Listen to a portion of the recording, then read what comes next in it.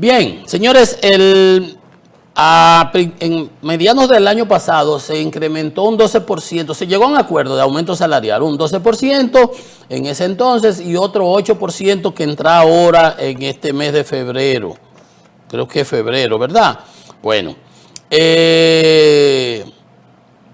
para los trabajadores de salario mínimo de las empresas privadas. Entonces, eso implica que se le van a subir vamos a ver, los salarios mínimos de las grandes empresas van a pasar de las grandes empresas de 27.988 a 29.988, 2.000 pesos. Los de las pequeñas empresas, el salario mínimo de 17.193 pasará acá a 18.400, como 1.500 pesos. Entonces, el problema con eso es que a pesar de esos aumentos, y qué buenos que los haya habido, pero qué mal que no ha habido la indexación impositiva, que pagamos por 34.000 estamos pagando. No pagamos cuando el salario es de 34.000, pero debiera ser de 52.000 aproximadamente. Estamos pagando impuestos por 18.000 que no debiéramos.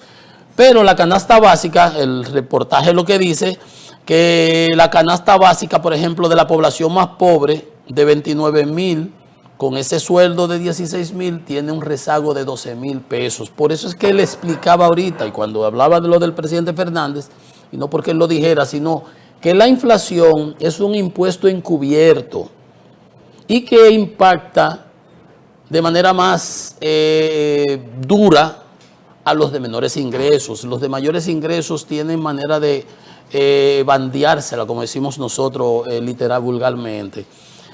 Pero además, eso es en general, la inflación como general, que es el movimiento del índice de precios, cómo suben los precios mensualmente, diariamente, anualmente. Pero que la inflación, entre sus componentes, está el de la inflación alimentaria. Y que entonces, mientras ese más sube, ese es el que más impacta a los de menores ingresos, que es lo comido por lo servido.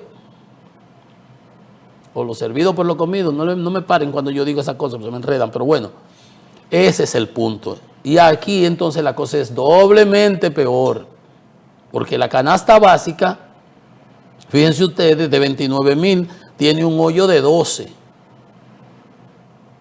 para el asalariado que trabaja en las microempresas, que gana 16.900, 17.000 pesos, y la canasta básica cuesta 29.000.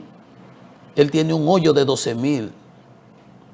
Más de casi un 40%.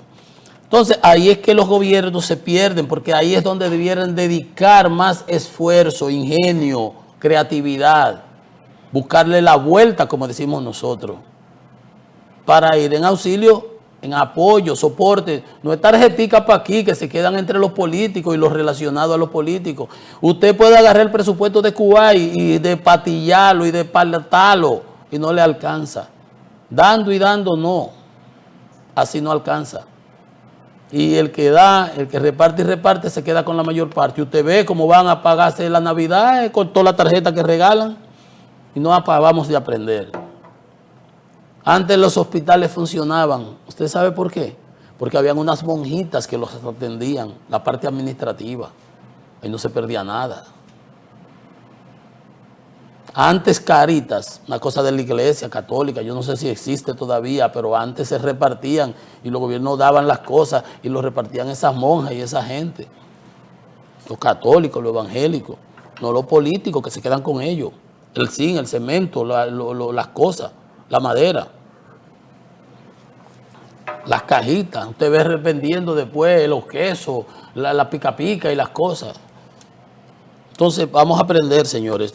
Los ingresos del sector público. Mira, el gobierno cierra el año con un gasto de capital de 2.6%, el más bajo en los últimos 70 años, y un déficit de 3.45% del Producto Interno Bruto.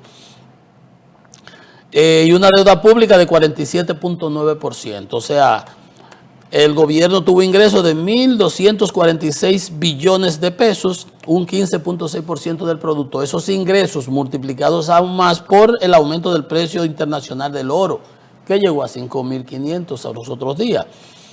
Pero ahí es donde está la falencia del gobierno. El gasto de capital, a pesar de que a partir de agosto fue que se incrementó en una proporción adicional con la llegada del nuevo ministro de Hacienda, Magín Díaz, cerró como quiera en 2.6%.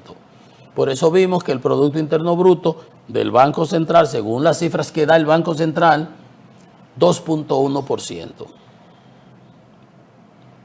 40% del potencial de lo que pudimos haber crecido. Pero los ingresos no fueron nada malos, 15.6%. Ahora, ¿dónde está el problema? El gasto, señores.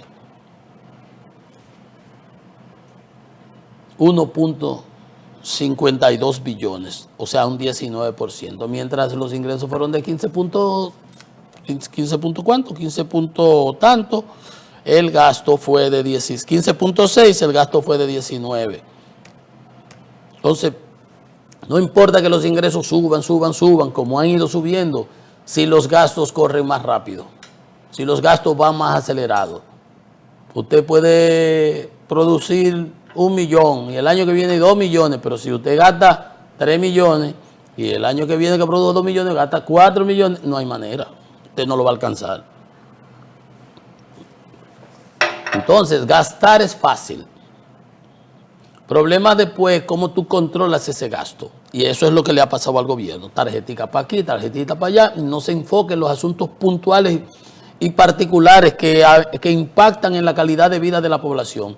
Y se gasta mucho y se despilfarra mucho y no tiene eficacia, no tiene eficiencia.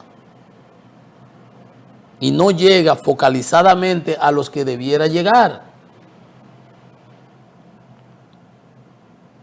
Entonces, esa es una tarea que el gobierno ya lleva 5 años. 5 años lleva esta administración y todavía está pendiente. Yo sí creo que con el nuevo ministro de Hacienda, con Magín, que propugnaba por eso, las cosas habrán de cambiar con relación a lo que era entonces con Jochi Vicente. Una información buena, aparte de eso, es que la inversión extranjera alcanzó los 5.032 millones de dólares. Aumentamos 509 millones, un 11.3%. Usted ve los argumentos de que el sector externo, de la que sé yo qué, llegó inversión extranjera, 11.3% crecimos. Llegó turismo, 14%, que sé yo cuánto crecimos. Dice, la mitad de los ingresos de inversión extranjera se dirigieron a los sectores de turismo. Entonces, ¿para qué fue lo que fueron todos esos bancos a Futura, a Prestar, a hacer bulto ahí? Yo no entiendo, la verdad que hay muchas cosas que no entiendo. Pero este monto es importante, porque yo decía, ¿qué es lo que el gobierno anda con ese telele de que no es factores exógenos, externos, que la economía, la incertidumbre, todo eso está muy bonito, pero nosotros en los sectores externos es donde hemos crecido. Turismo, zonas francas, exportaciones, remesas, ¿qué más? Inversión extranjera directa. Todo aumentó. Yo decía, hemos recibido 46.000 millones de dólares. Pues no, señores. No, son más. 47.300 millones de dólares en el 25. ¿Usted sabe cuánto más? Al 24. 3.400 millones de dólares, casi un 9%. Y la economía lo que creció fue 2.1%. Entonces usted ve, el cojo y el mentiroso, dice un refrán muy sabio, no llegan lejos. Ese argumento manido, fallido, de que el sector, que la coyuntura internacional, miren la coyuntura internacional como nos ha beneficiado a nosotros. Hemos recibido 3.400 millones más, 3.400 millones de dólares más que lo que recibimos el año pasado. Una pausa, que esto es economía y mercado.